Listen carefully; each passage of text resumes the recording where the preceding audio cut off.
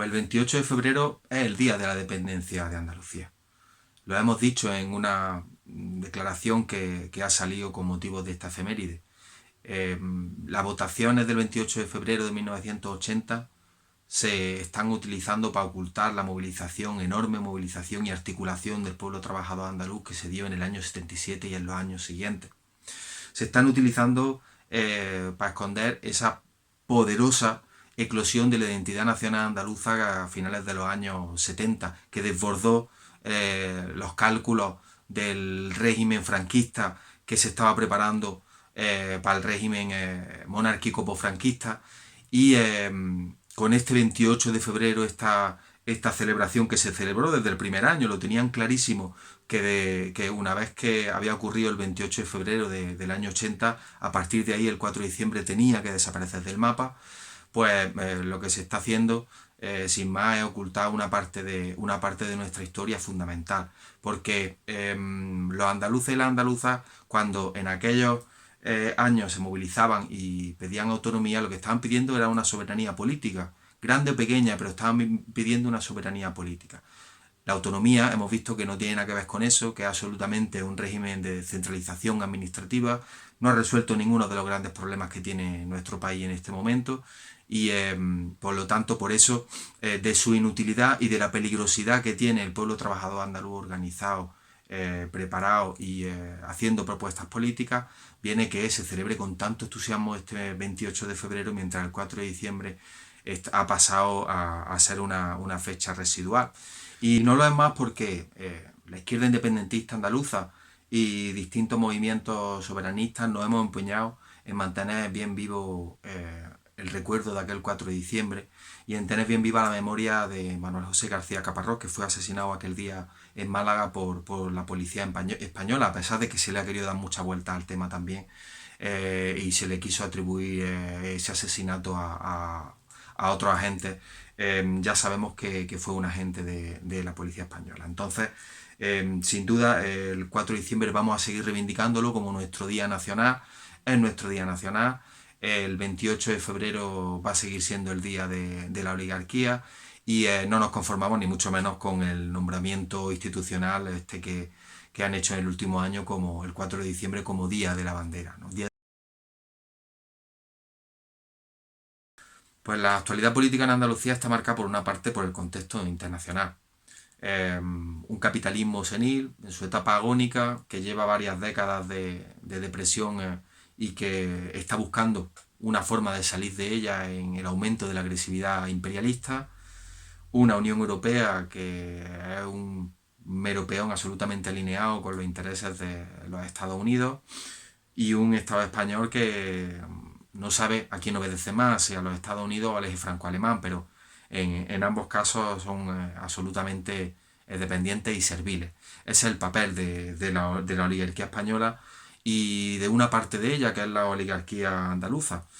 Y Andalucía en concreto, pues por desgracia seguimos siendo una colonia. Seguimos siendo una colonia interior del Estado español, como lo éramos con el franquismo, como lo fuimos antes, y después de dos estatutos de autonomía, ya llevamos el segundo, pues seguimos en el mismo lugar, en el mismo sitio. El salario medio de cualquier andaluz es 200 y pico euros más bajo que el de la media estatal y hasta 507 euros más bajo que el salario medio en Madrid. Tenemos unas tasas de paro que son 6 puntos más altas que la media estatal y que doblan, incluso casi triplican las de algunos territorios del Estado español. Incluso vivimos menos. Conforme a la media vivimos 2 años menos que la media estatal y 3 y hasta 3 años y medio menos que en otros lugares del Estado español. Es decir, ser una colonia tiene unos efectos muy concretos sobre el pueblo trabajador andaluz, ¿no? Y si no, pues que le pregunten a los miles de trabajadores que están afectados, enfermos de silicosis, gracias a una de las mayores fortunas de Andalucía, la familia Cosentino, ¿no? que ha generado un emporio económico en base a enfermas de silicosis a miles de trabajadores.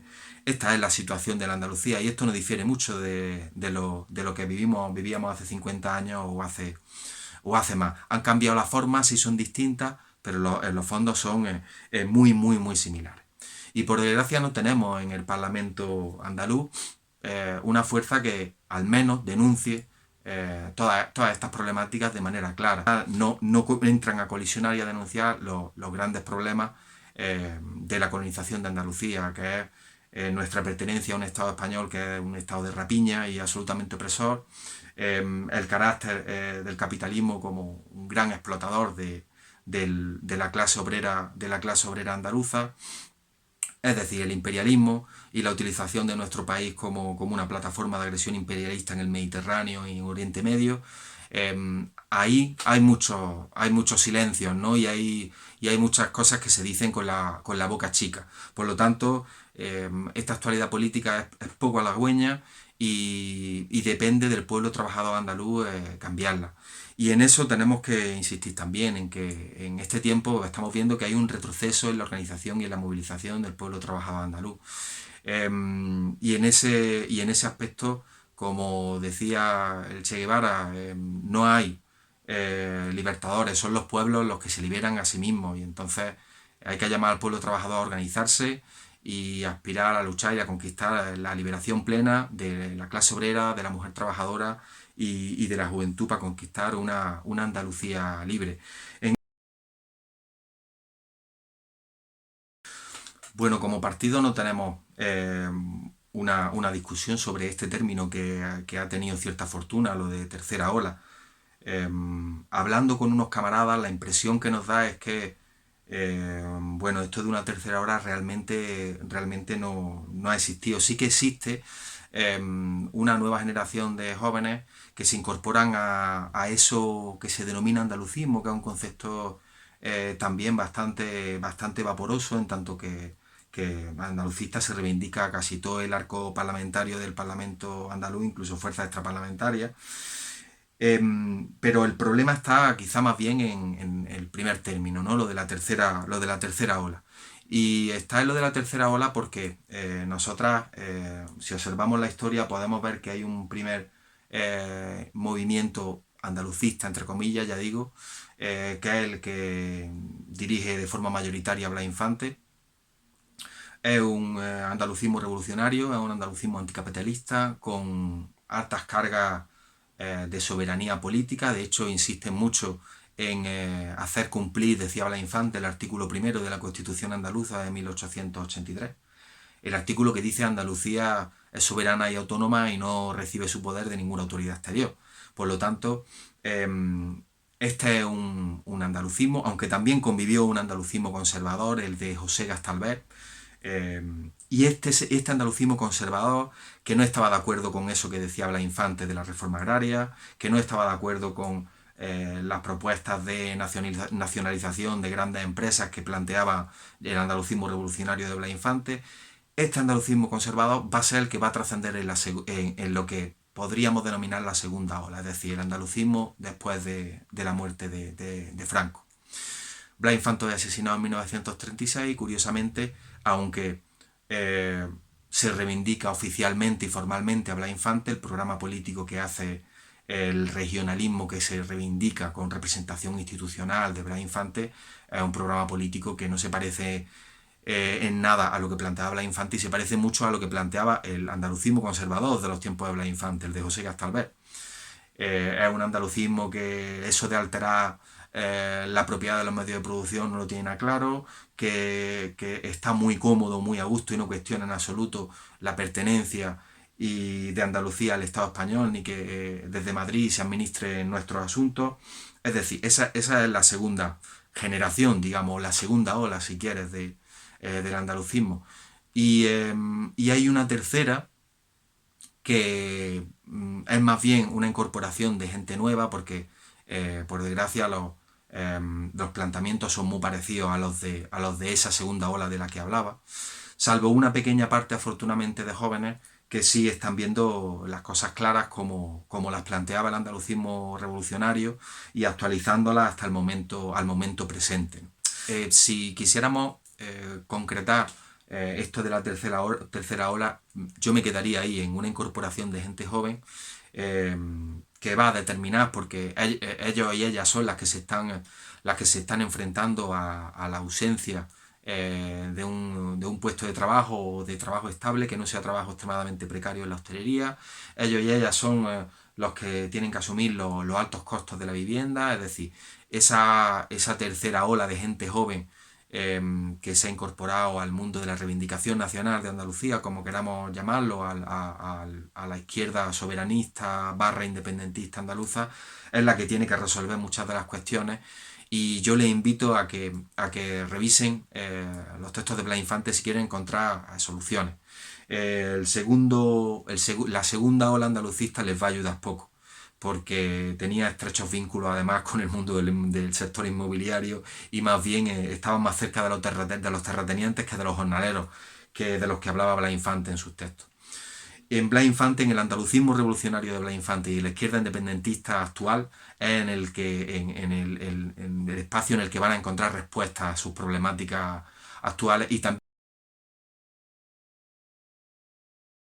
Bueno, pues el pueblo trabajador andaluz se enfrenta, podríamos decir en pocas palabras, a un reto que es el de su liberación. Eso se traduce en muchas cuestiones distintas. Terminar con la explotación capitalista, terminar por lo tanto con el trabajo asalariado, evidentemente, terminar con la opresión nacional de Andalucía, y eso solo se consigue constituyéndose en una república soberana, es decir, con la independencia nacional.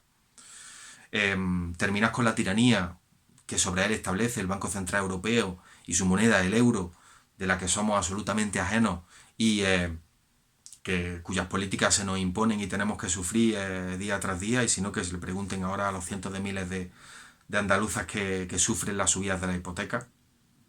Terminar con la ocupación de nuestro suelo por parte de las bases americanas de Rota y Morón, por la base eh, inglesa de Gibraltar, sacar a todas las bases españolas de Andalucía, bases militares.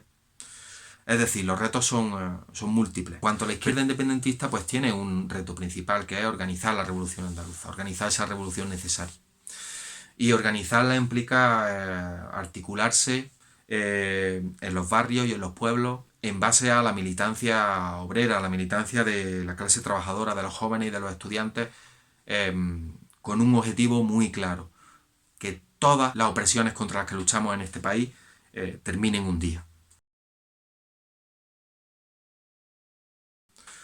Bueno, lo primero que habría que decir en este sentido es que Ucrania no lleva un año en guerra. La guerra en Ucrania, en el Donbass, es una guerra mucho más larga, lleva ya casi una década, aunque ahora Occidente se haya despertado con una guerra en Ucrania. No es la única guerra en la que el imperialismo estadounidense está activamente eh, agitando los hilos, sino que hay decenas de guerras a nivel mundial activas en las que el imperialismo tiene un interés muy claro que jugar, ¿no? Un papel muy evidente que está jugando, y unos agentes interpuestos, como en el caso de Ucrania, que le están haciendo el trabajo. ¿Cuál es el papel que está jugando Andalucía en este conflicto? Pues está muy claro, todos lo sabemos: el de plataforma, de agresión imperialista.